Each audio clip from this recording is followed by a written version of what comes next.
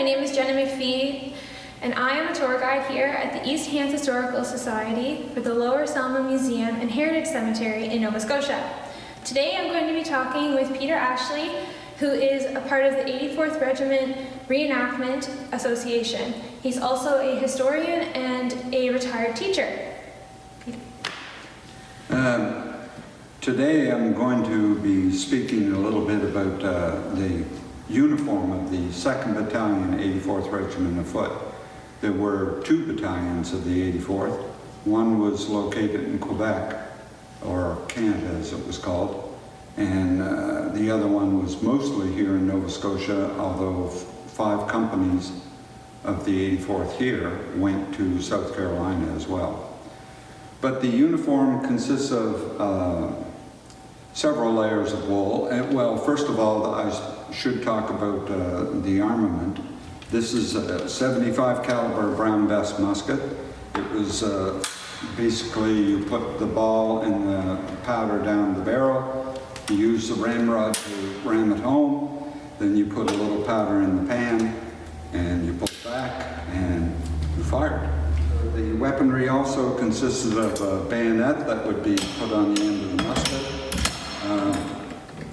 I don't know if the sergeants back in the 1700s made their men do what our sergeant used to, and that is to, he'd say, make ready, aim, and then he wouldn't say fire. And that's an awful lot of weight, and eventually it starts going down.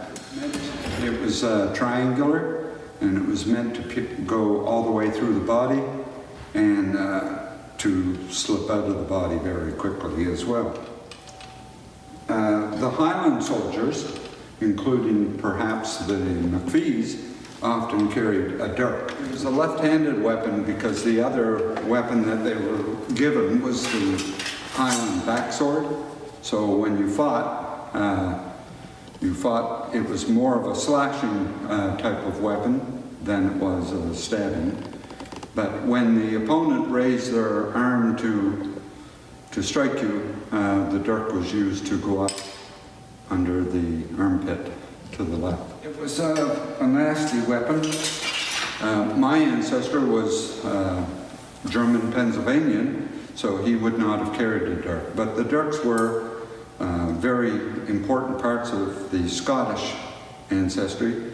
This one is handmade.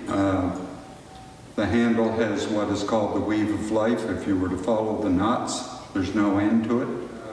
Cartridges for the musket were carried in the cartridge box, 18 holes, so you would have 18. The grenadiers also carried a shoulder box so that they would have more ammunition. This is the uniform of a grenadier. That's what these wings denote. And when they were on parade, they would wear the grenadier cap, which was bear fur. Otherwise, they would just wear the bonnet, which was wool, and had a bear skin flash on it, and a turi, and the button of the 84th. This was the Baldrick. A lot of people ask what was the significance of the heart. To be perfectly honest, we're not sure. It's solid brass. One of the stories I like to tell people is it was to tempt the enemy to shoot me in the heart, and their musket ball would just bounce off the Baldrick heart. Because we were a royal regiment, we had blue facings, and we had buttonhole loops or lace that were put around every button. And because we're 2nd Battalion, the lace is in pairs. If we had been the 84th 1st Battalion in Quebec, they would have had single lace. Doing a little striptease here was a wool waistcoat. So basically we had 3 layers of wool, because this was wool, the shirt was linen. The belted plaid could be taken out. It's not going to work, I've got the belt on too tight, but it can be pulled right up over the head. And because it was wool and had a high level of lanolin in it, it actually kept them dry for a time. if it was raining, and it actually allowed them to be warmer as well. The sporran, or purse, as it was called, was the only way they had of carrying things around other than their haversack. And it was made out of raccoon. Most Highland regiments, they wore badger sporrans, but the 84th used local materials here to form that. The hose, or what some people might call socks, were also wool, and they were in the diced pattern, and they were held up with wool ties. The shoes, if I can step out a bit, are straight last shoes, which means you can wear them on either foot.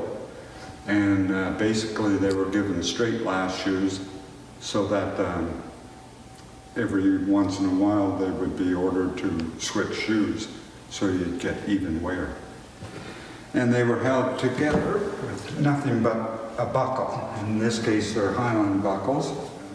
They also were made to wear a neck stock, which is either linen or horsehair.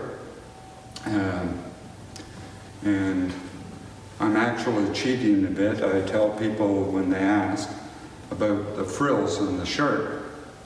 The frills were only worn by mostly sergeants or higher ranks, not by privates, which I'm supposed to be.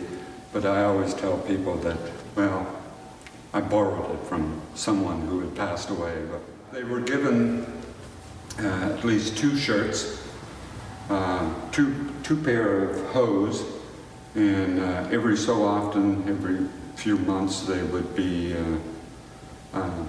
required to replace those. So.